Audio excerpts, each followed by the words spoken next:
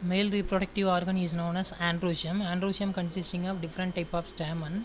Each stamen consisting of mainly two parts. The first part is known as filament. The filament is a long thread-like structure. The tip of the filament is known as pollen grain. The pollen grain is not anther. The anther contain pollen grain. Pollen grain is a male gamete. So let's now discuss about the topic is known as development of anther.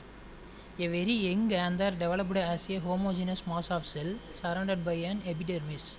During its development, the anther assumed four-lobed structure. In each lobe, a row or a few row of hypodermal cell become enlarged with conspicuous nuclei. This function as archisporium.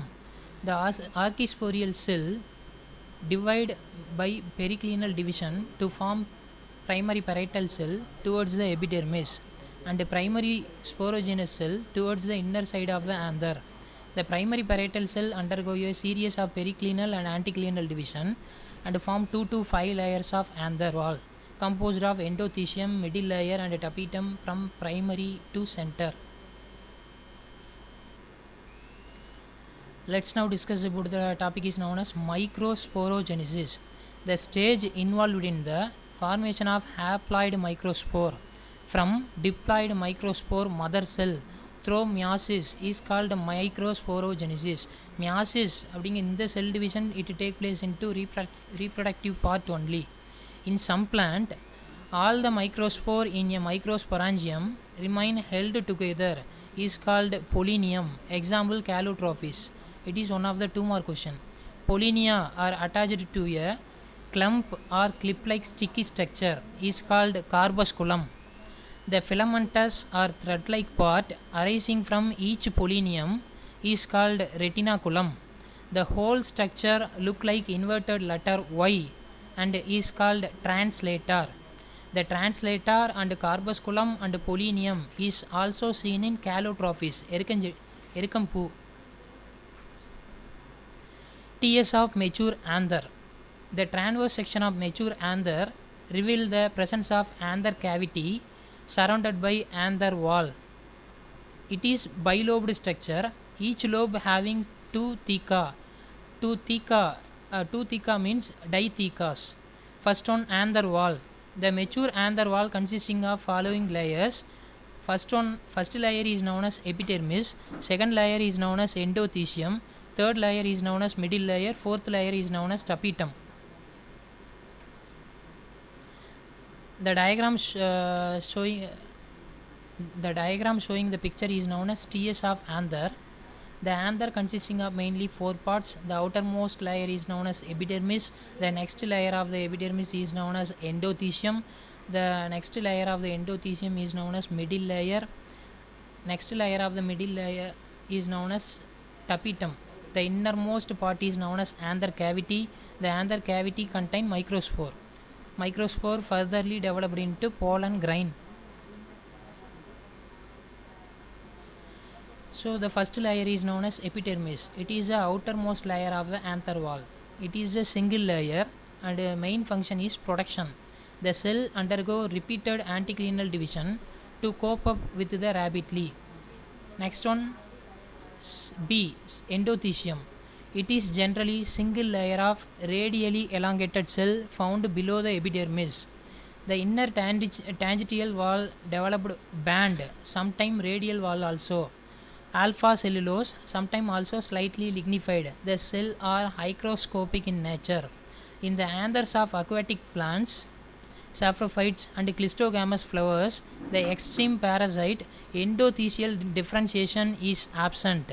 The cell along the junctions of the two sporangia of an anther lobe lack of these thickenings. This region is called stromium. This region along with the hygroscopic nature of endothecium help in the dehiscence of anther at maturity. Third, middle layers. The next layer of the endothecium is known as middle layer. It is 2 to 3 layers next to the endothecium consisting middle layers. They are generally epimeral. They disintegrate or get crushed during maturity. The fourth layer is known as tapetum. It is the innermost layer of the anther wall. attain its maximum development at the tetrad stage of microsporogenesis. It is derived partly from the peripheral wall layer and partly from the connective tissue of the anther lining and anther locule. The tapetum is dual in origin. It nourishes the developing sporogenous tissue, microspore mother cell, and microspore. The cells of the tapetum may remain uninucleate or may contain more than one nucleus, or the nucleus may become polyploidy. So some of the tapetal cell single nucleus, some of the tapetal cell many nucleus. It also contributing to the wall material. And sporopollenin pollen கிரைனோட அவுட்டரில் இருக்கக்கூடிய அந்த yellowish colour பார்ட்டுக்கு name என்ன அப்படின்னா sporopollenin. And pollen kit and tryphine and number of protein that control incompatibility reaction. Tapetum also control the fertility or sterility of the microspore or pollen grain. There are two types of tapetum based on the behavior. The first tapetum is known as secretory tapetum. It is otherwise known as parietal or glandular or cellular. The tapetum retain the original position and cellular integrity and nourishing the developing microspore. So they are known as secretory tapetum. The second tapetum is known as invasive tapetum. Periplasmodial, it is otherwise known as periplasmodial tapetum. The cell loses the inner tangential and radial wall. The protoplast of the all tapetal cell collapses to form a periplasmodium. So they are known as invasive tapetum. Let's now discuss about the functions of tapetum. It is one of the important 3-mark question. The first function, it supply the nutrition to the developing microspore. Second function, it contributes sporopolinin through obese bodies through play a important role in the pollen wall formation. Third function, the pollen kit material is contributed by the tapetal cell is later transferred to the pollen surface.